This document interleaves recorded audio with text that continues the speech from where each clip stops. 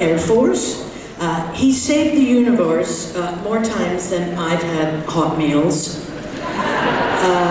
or pretzels, and that's a lot. He is, of course, Colonel Jonathan Jack O'Neill in Stargate SG-1, plus Stargate Atlantis and Stargate Universe. Please welcome onto the stage Richard Dean Anderson.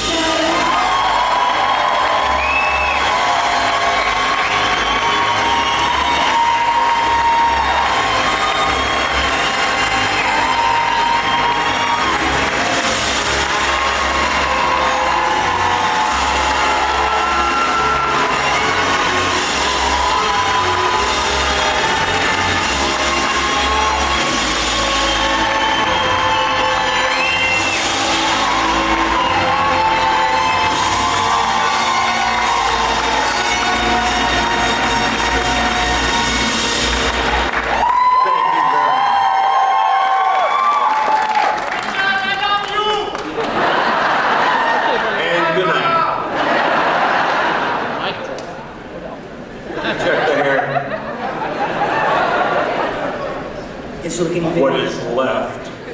It's looking very beautiful today. Just so you know, the older you get, the less hair you get, the less balance you have, the... Yeah.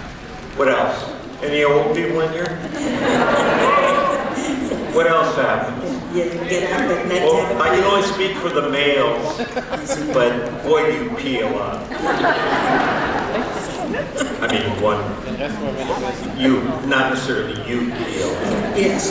Although you may, do you? I do. I have it because I'm drinking a lot of water here. I'm trying to keep my water uptake, and then, you know. Yeah. How's the poop? It's already gone into the... Yeah. No, it's good. It's very good. Thank you. Are there children here? How many young children are here? No. One of them's just holding her up. No, I just want to know how to temper my language. Yes. Oh, speak freely. You're amongst friends. Yeah, but kids. Yeah. Now, can I just start with a question too? Because I read this and I just thought it's too much as far as I'm concerned. I read about your heritage, your lineage, and apparently it said here, and I'm quoting, you are of an extraction Norwegian, Scottish, Finnish, Swedish, English, German, some more Swedish, and possibly Mohawk descent. Isn't all of that? Why is it twice? Swedish? Yeah. It's here twice. Yeah, the one that most intrigued me as I was growing up, my mom was telling me about her side of the family was the Mohawk Indian, Native American Indian. And I've since been in touch with a couple of people who, and if anybody knows Diane Blakely, she has done a, what do they call it, a heritage search. Like a genealogy thing? Yeah, and has gone way, way back. And it's still unclear who did what to whom for us to have some of that Indian blood in us. Proudly so, I may add. My mom says because, our high cheeks are from back yonder. I don't know, they were apparently great drinkers, which answers a lot of questions in my family. What with the Swedes and the Germans? Well, everybody, let's just be honest about it. If I start to ramble,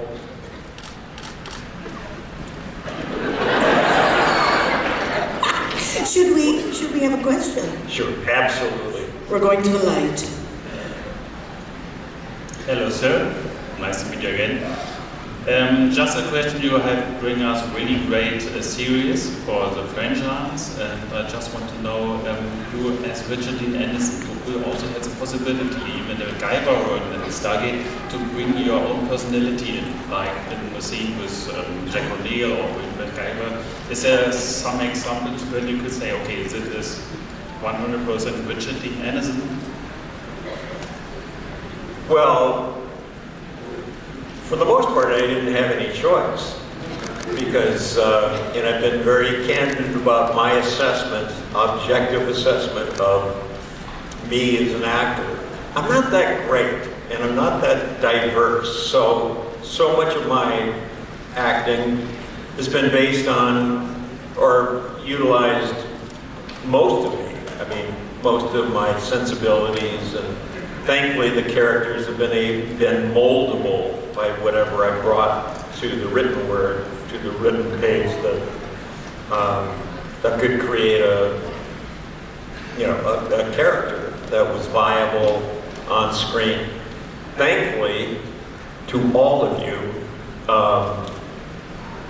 I've been relatively successful for just being pretty much me, and which has scared my mom to no end. She said, "Me, they're paying you to be you? God, I want part of that." No, it's almost as simple as that. I mean, it goes through my filters, and it's no great. I don't go through all the histrionics. I mean that in a nice way. That many actors you read about or see or hear about their process of creating and being an actor and emoting and stuff. But only once have I ever been able to cry on cue. And I think it was because during a scene in college, this had some action to it, and I cracked the heck out of my nose on stage. And I cried. I mean, it was not from the pain, it was just, someday run into a wall, nose first, and see what happens. But to be relatively serious, I don't have that much, I've got training. I know if I paid attention and was more serious about where I'm going and what I'm doing, I don't know what to say about it. I'm not, what's the opposite of humility? Anybody? Pomposity? Right. What? Right. Arrogance? Arrogant? You calling me arrogant? No, for me mostly it's just impulse filtered through a messed up head, that's all. Great, thank you very much. Aren't you glad you asked that?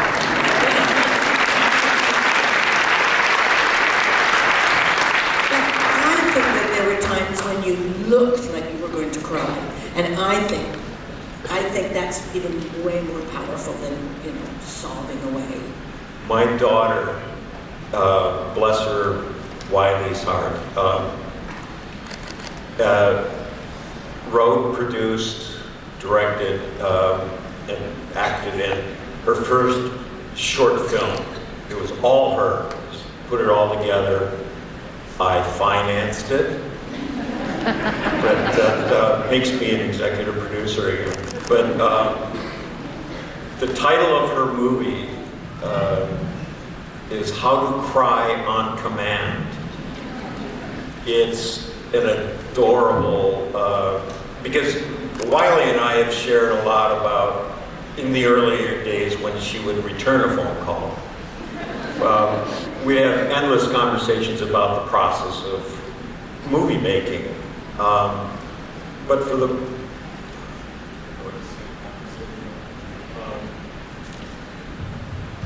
well, anyway, she and I shared this inability to cry on stage or on camera, on cue. Like when it's, I mean, I can cry thinking about my past dog very easily like that. If I'm alone without cameras, without people, I just get into that. But yeah, when camera's rolling and there's too much going on for me to focus enough to be an actor. What? Where am I? No, that doesn't answer your question, but I don't care. I told you I ramble. I told you. He's up above.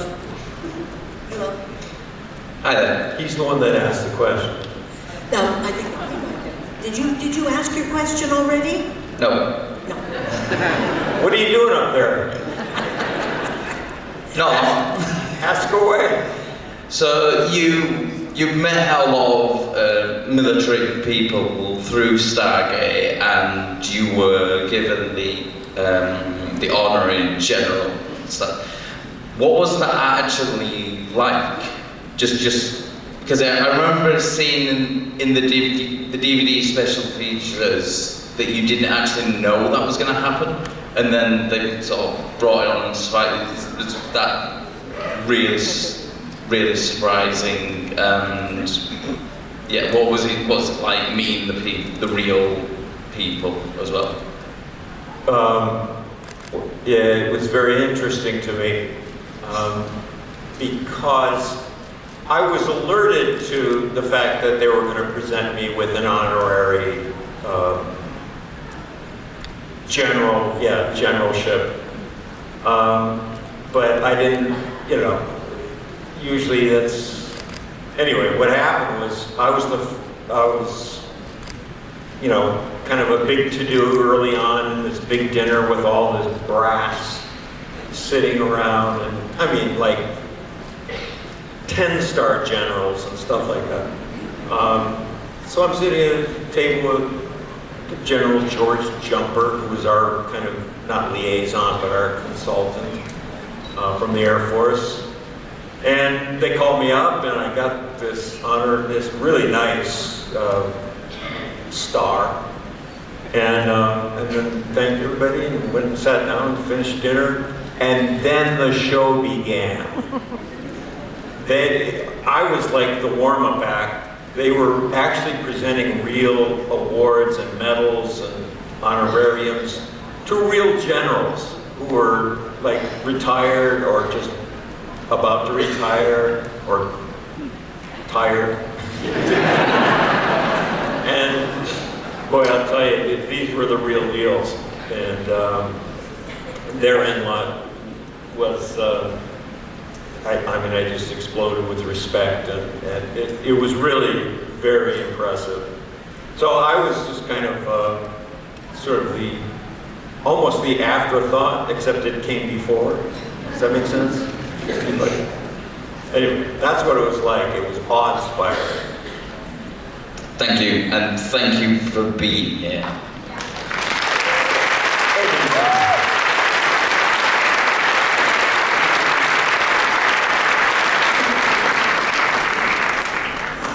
And we're over here. Hello. It's very nice meeting you. I was wondering, seeing the progress of artificial intelligence, how do you feel about the possibility of characters of you being brought back to life, maybe with the involvement of you, or maybe without, or even possibly when you are not here anymore? You mean dead? Yes. Not quite. I understand the name. I mean, if you're asking about my opinion about AI, what does that stand for? There are cases where the characters have been back to the big screen already, so that the character is brought back to life without the involvement of the original actor. Yeah, it's Oh, yeah, much better, much clearer. What?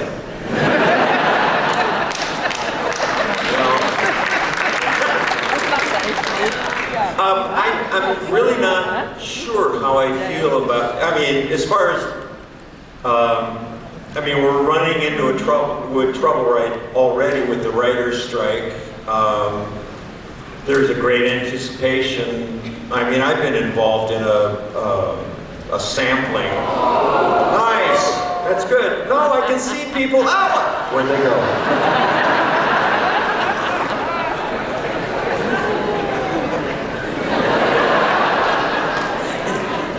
I'm not quite sure how I ultimately will feel about it. I'll be long gone, or will I? By the time it kind of becomes a cancer, or potentially a cancerous growth on the intellectual mess of humankind. What? So, I don't know. Is everybody kind of anticipating it? Are you afraid of it, or?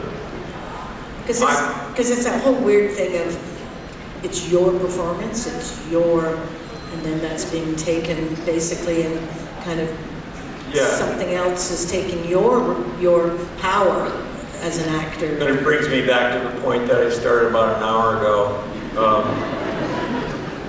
That I with Brad Wright and the company, anybody, say it again. What? Yell it out. Google. No, not Google. Companion. Thank you. I was hoping someone would get that. Somebody in LA had generated, through whatever the process is, a script for Amanda and myself and Michael Shanks, Mike Shanks, Belarus. And we did a table read, basically. It was all online and Zoomy stuff, whatever that is. And it was bizarre. It was, I mean, they took all the statistics will never come to me, but like millions of whatever AI is made up of impulses and information and all that stuff through all the computers and input that I guess Paramount or CBS or somebody had access to, maybe MGM, I don't know. But it generated a script that was so nonsensical, and it gave me great hope for humankind. Thank you. Of course, it'll get better, and they'll get the glitches out, and they'll smooth things over, but I'm afraid of taking away the human element of these things, because humans make mistakes, which are glorious. Some not so glorious, but for the most part, it's fun to see the mistakes of humankind. And, like you all know, or Neil Young. Yeah, Neil Young refuses to record digitally. He wants to do it live, and whatever slight out of tuning or twangs, that's all a part of the process, the human process of creating. And he wants those on the record. He wants people to hear that. He wants people to hear the process of a human creating. And I totally respect that, and I fear losing that element of art and product. Thank you.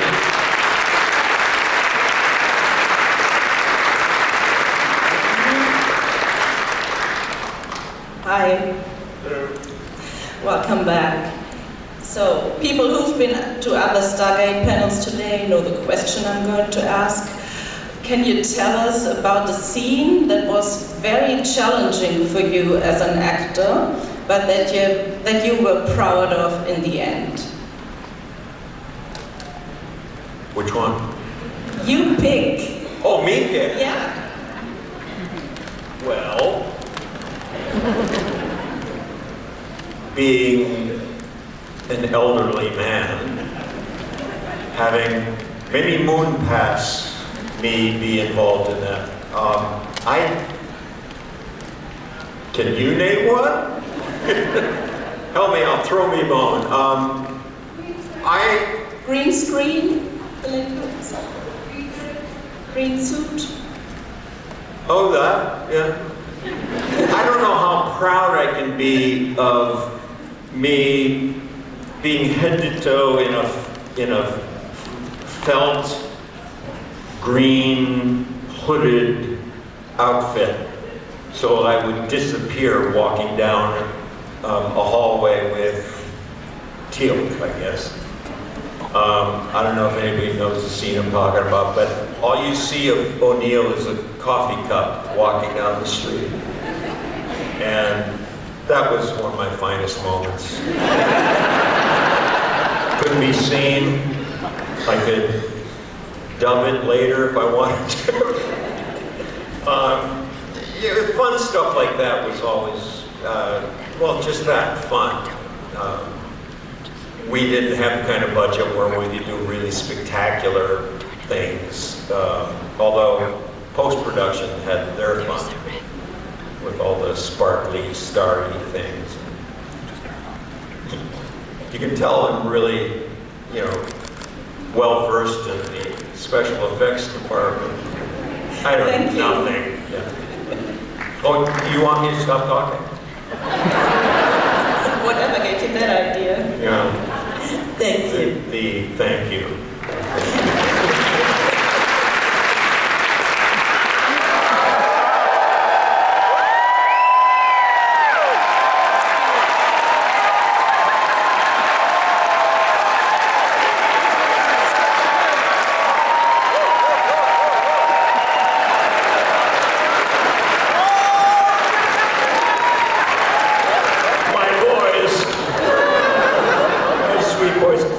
Was that overtime?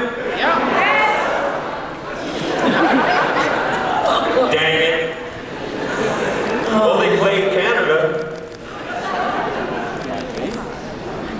Latvia lost to Canada today. And the United States lost to Germany.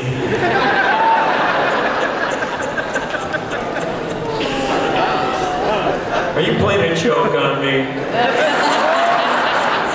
As I was watching it in the green room. Well, congratulations to you all.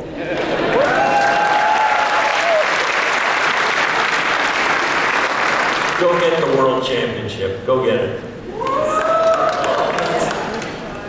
Are you able to carry on? I don't think so.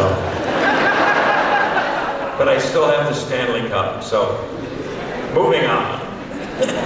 Hello. Hello. I'm so sorry. First of all, you look great. Very fit, very healthy. You look great.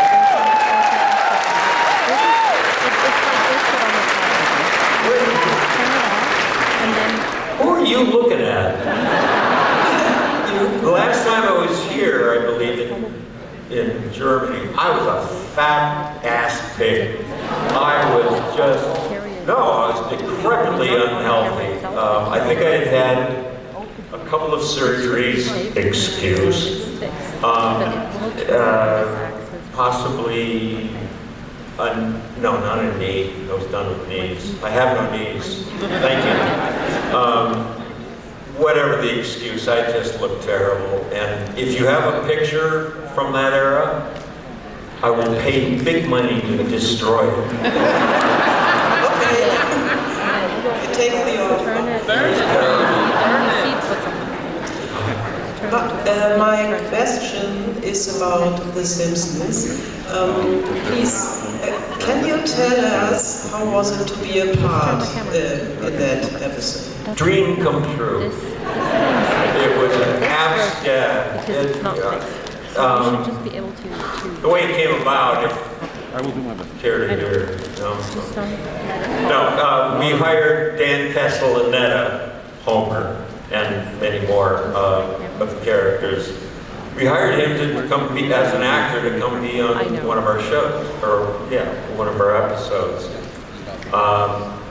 He and I had lunch every couple of days, and together we were sitting at a picnic table outside some kind of rural situation at lunch, and out of nowhere he says, "Listen, Richard, would you at all be interested in doing an episode of The Simpsons?"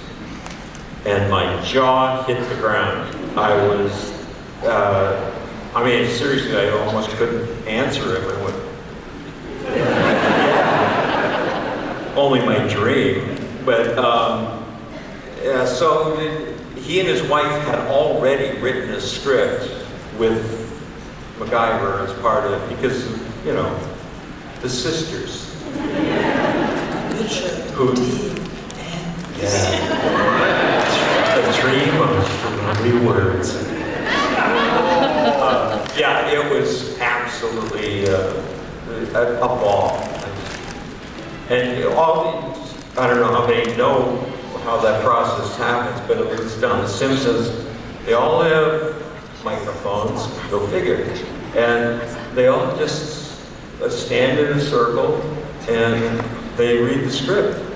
And those of like Hank Azaria and Joe, Dan, they play a lot of characters, so and it's just like that. They don't miss a beat. Very, very rarely, they're such professionals. It's just so wonderful to be even near that type of professionalism. But they, you know, they're still knocking them out, thank God. And back then, I was in awe. Yeah. It was all right.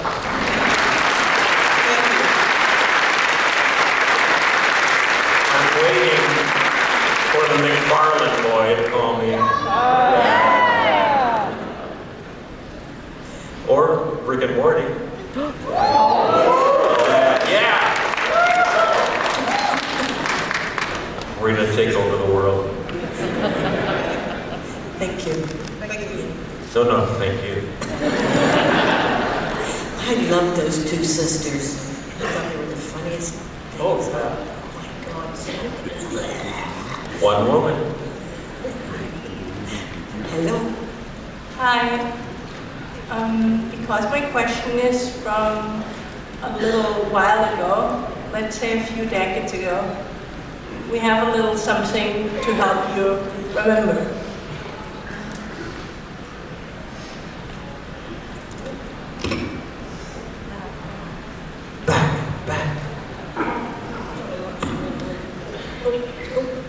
How's everybody doing?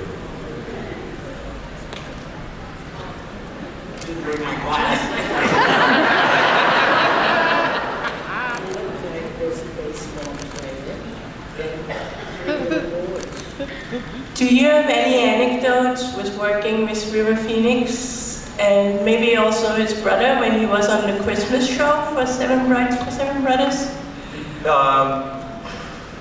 River I worked with. Yeah. And he was an absolute joy. I only have one anecdote, and it had to do with their diet. Their family, the Phoenix family, they were vegetarians, they were hippies, is what they were. And it was just wonderful to watch. I think they had 3 or 4 kids at the time, and the mom and dad are just old hippies that, and not so old, but hippies, and they lived that lifestyle. There are many of you that weren't even near being around to know what that was, but it was fun. Let's just tell you. And but anyway, their diet was pretty regimented. They were very vegetarians, and no eggs, I guess, maybe almost what a vegan is, I guess. They were vegans, yeah. Yeah, okay. And so there was a scene on Seven Brides for Seven Brothers that entailed one of the Addams family, my family and brothers, at a pie eating contest. Now, pies have sugar in them, and they frown upon eating sugar. So River was in the scene, had to eat the pies.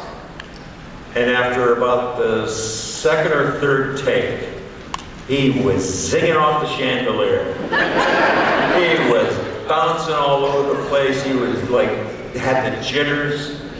He was experiencing sugar.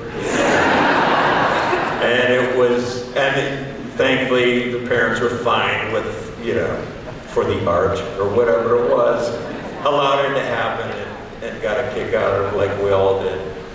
And I think River may have experienced, he's what, 12 at the time? Yeah. I think he experienced his first hangover. Later that same day. But it was really a fun shoot, and the family just, again, you can tell I kind of idolize them. Good people. Thank you so much for sharing.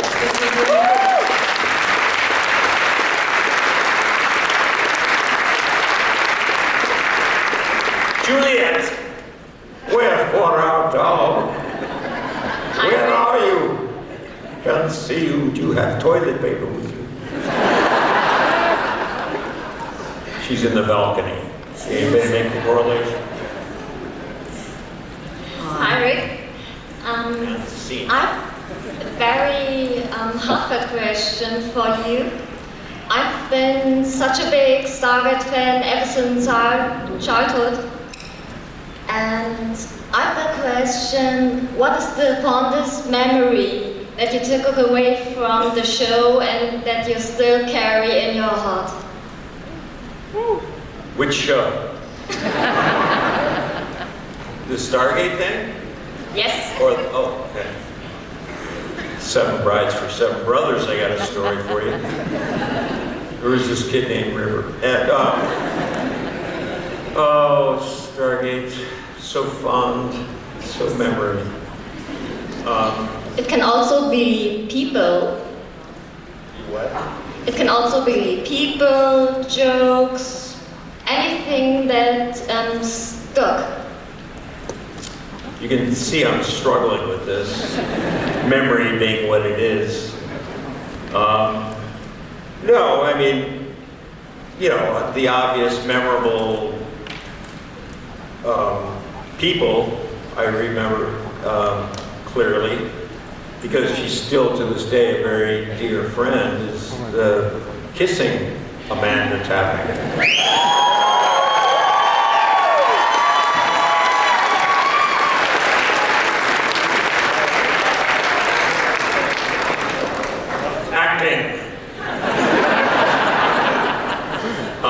Yeah, the rehearsals were great. But, no, I mean, my relationship with Amanda is pretty obvious. We like each other a ton. Other memories, relate the story of being in an elevator set, getting ready for action. And I was behind the doors with Chris Judge, and we had a big farting contest. And just before the doors opened, I ripped one. And he didn't show up. He didn't, the camera was over here. He didn't come out. He couldn't. He said, he was leaning to keep from falling over. Got kind of caught in the vortex that I left as I walked away, laughing to myself. But I remember that. I remember all my farts. Wonderful memories. And that's it. That's all I remember. No. There's a lot more, but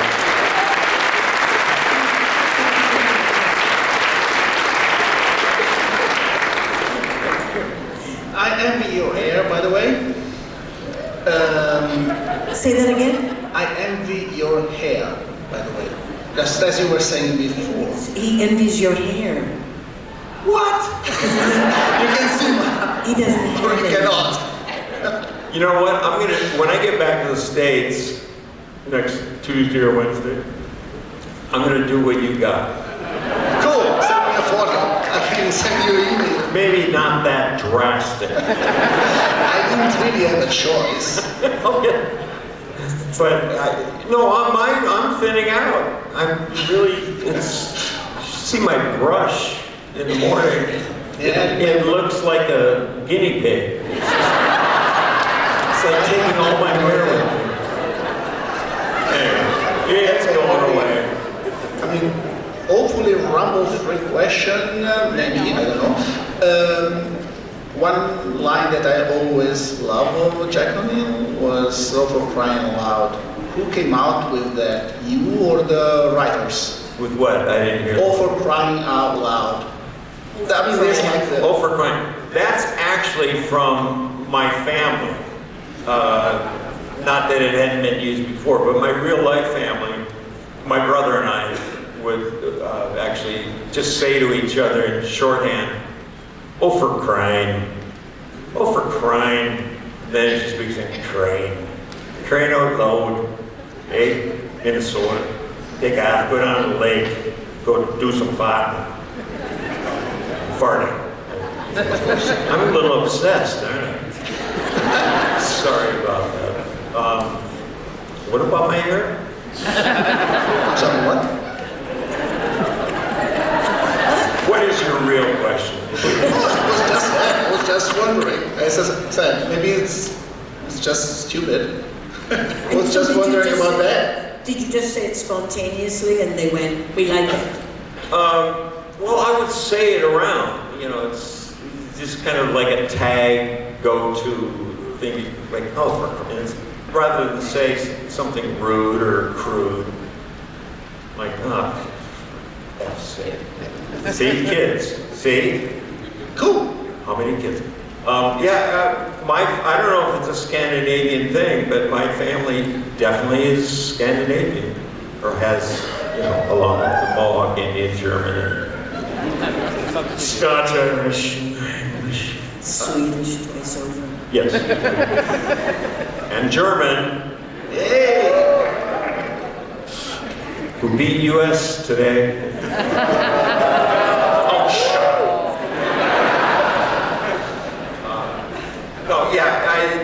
They must have, because Amanda said it a lot, didn't she? On the show? Yeah, yeah. But I can't take credit for it. It may have slipped out of my mouth this time. I mean, it makes character, in a way. Is this a pregnant pause, or am I in a different place? Yes, thank you.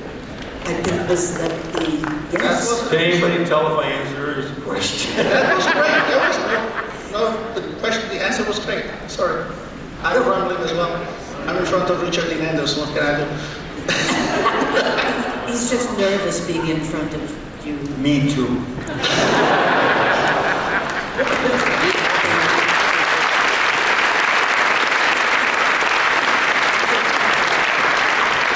But I love your hair. Hi Rick, I read somewhere a while ago that you were considered for part of Cisco Deep Space Nine. Was that true or was that fake? What's Deep Space Nine?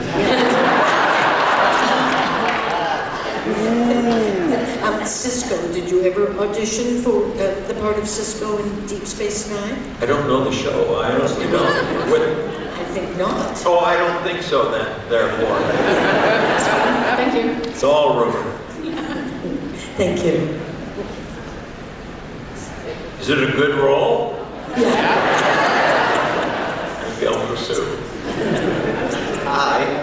I have a little question because we all here grow with you, like me, like all of us. And my question is, what's your fuck? Hey. What? Kids.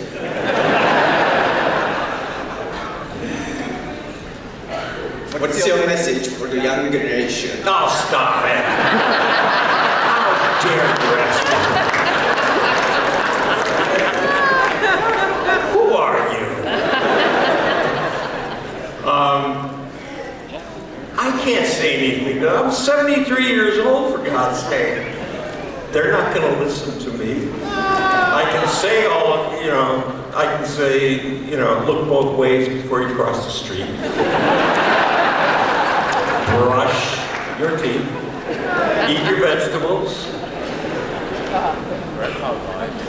And floor it. I don't know. First of all, not only are they not going to listen to me, or heed me, they're not going to listen at all. I mean, I don't have much or a lot of interaction with the youth of today. I have my daughter's mother had another daughter, and she's 11 or 12, maybe. I don't know, what's middle school? 12. You know this for a fact? I'm being followed. And she's a lovely, smart, advanced in technology type of girl. And can you say girl these days? Yeah. She identifies as a girl. What? If she identifies as a girl, then yes. Okay. Don't. Sorry. I think she's got the plumbing of a female. Let's talk about this. What would I say to the youth? Stop gender identifying so you drive me crazy. Because, I'm not going to get into it. I refuse. There are tape machines going. Come back to haunt me. Youth of today. I don't know. I mean, what do you even think about saying to? I mean, I can be in any situation with any human being, and some of you who met me know that I can be kind of gabby, but my thoughts these days are very tangential. Well, and maybe you notice that as well. But as far as sending a message to the youth of today, I don't know, it's a little pretentious to even think I could say anything that would alter their life in any way or embellish their life. But I'm pragmatic and objective that way. They'll learn. Like they're not human beings.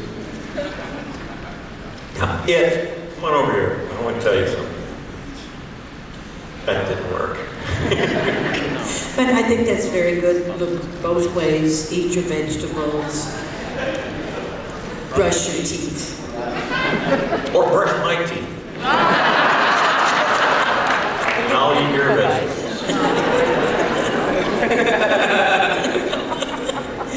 I don't know, I got nothing, I'm sorry. Thank you. Thanks for Thank you for nothing.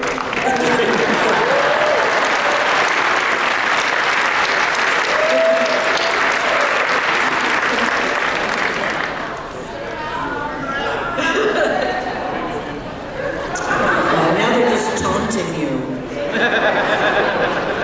Yeah, I saw it. Bugger off. Hi. First, I just want to say, I love you in Stargate, and you look amazing. What? I just want to say, you look amazing, and I love you in Stargate.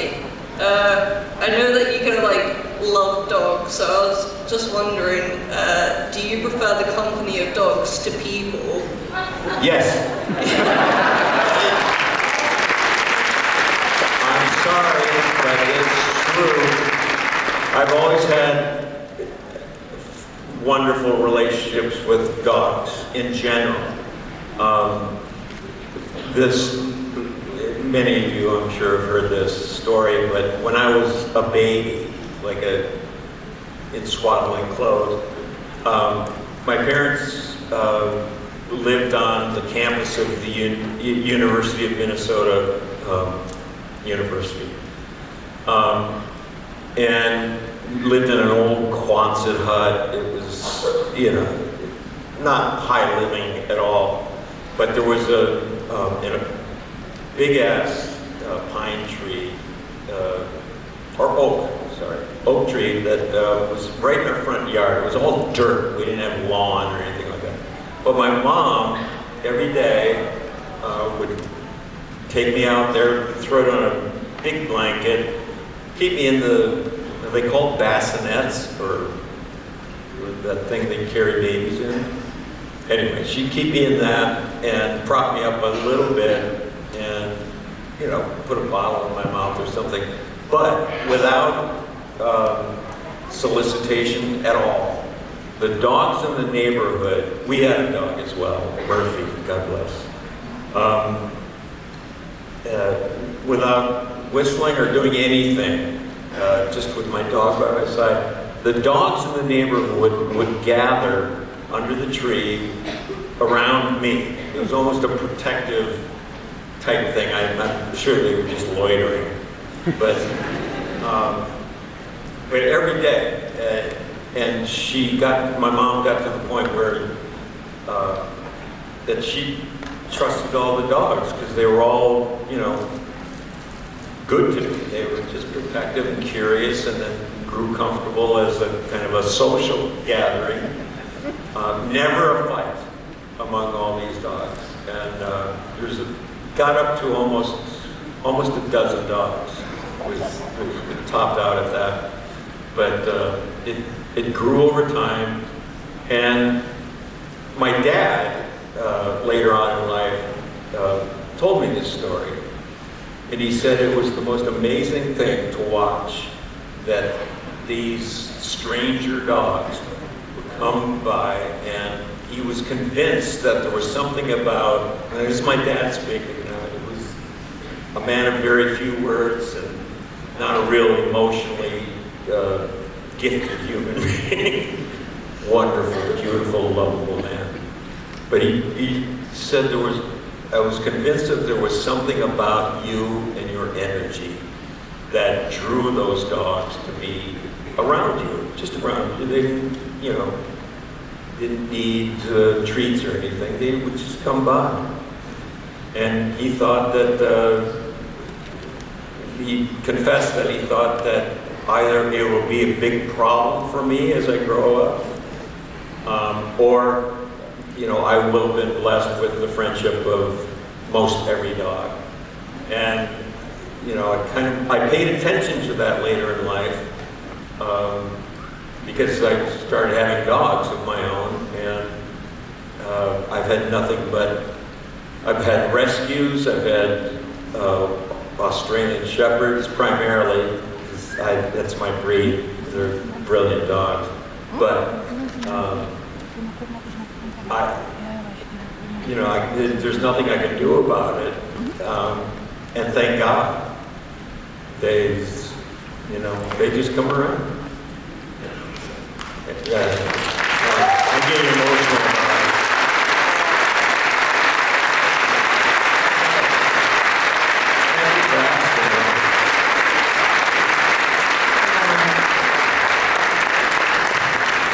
We'll take one more question. Now ask me about cats. Hey there. In MacGyver, you solved a lot of situations by crafting the weirdest shit together. So, were there many things you learned from the series that you use in your real life? In MacGyver, you made lots of stuff. Is there anything that you actually then used in real life and went, phew, boy, glad I did that on MacGyver. With a Swiss Army knife? Yeah, well, anything, Oh, you know, was there? No, you know what happened? They cast me, Lord knows, but they cast me because during the audition, they asked me to read with somebody else, a little boy that was there in the office, and I didn't have the job yet, but I said, yeah, I'll read with anybody, if you need help, but I need to wear my glasses. I can't read without glasses, and they gave me fresh script. Not being a quick study, I had to read it, and apparently the moment that I requested putting on my glasses for auditioning this kid, all the producers, writers, etc., looked at each other in this office. There were about 10 of them. Network people were kind of in the fringes, but anyway, they all looked at each other and just went, he's our guy. Because I was, apparently by asking if I could put some object on my, my face to obscure, do whatever, prove to them that I didn't have the vanity that they wanted to avoid having in any actor, but certainly not to be portrayed in a character. So just putting on my glasses basically sealed it for me during that period of time. What was the question? You learned a lot of tricks in MacGyver. Did you use them in your real life? Yes. Thank you. No. I mean, seriously, part of the reason I almost got the job or continued to keep the job was because I already thought in the manner in which MacGyver thought. I wasn't as smart or learned or bright as MacGyver, I think, was portrayed. But I still do. And most people, after this conversation today, will do the same thing. Look at any scenario you see in life that comes before you, especially if it's something as problematic. What I do is look, assess, see what's in front of me, but also in the periphery and behind me, and utilize what you put in that filter and spit out a possible solution, or at least maybe the first step of the solution. But it's all about observing and watching and listening, using all your senses to solve whatever problem you might anticipate or actually have. So it's real simple stuff. One person or a couple told me the story that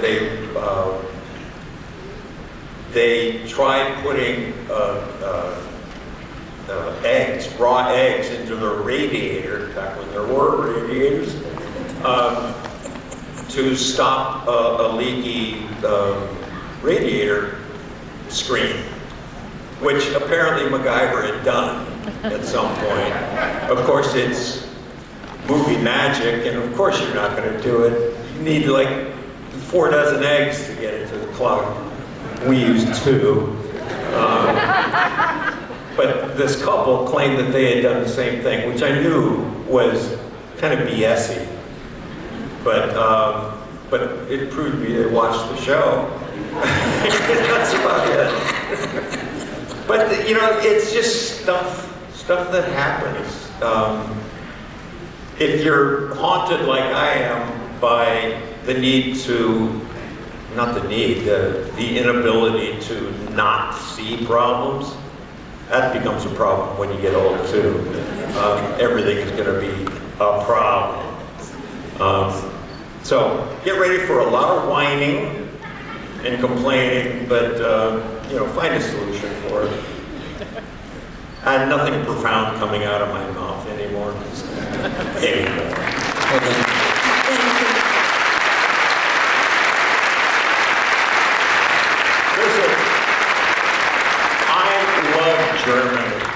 I love German. I keep coming back here every time they invite me, actually. But I seriously want to thank everyone I've met and haven't met who's like been a part of this experience here, but my experiences in Germany, Europe in general, pretty good, pretty good. For some reason, Germany's, because I took, one reason is because I took 1/2 of a year of German when I was in grade school? No, middle school, junior high school.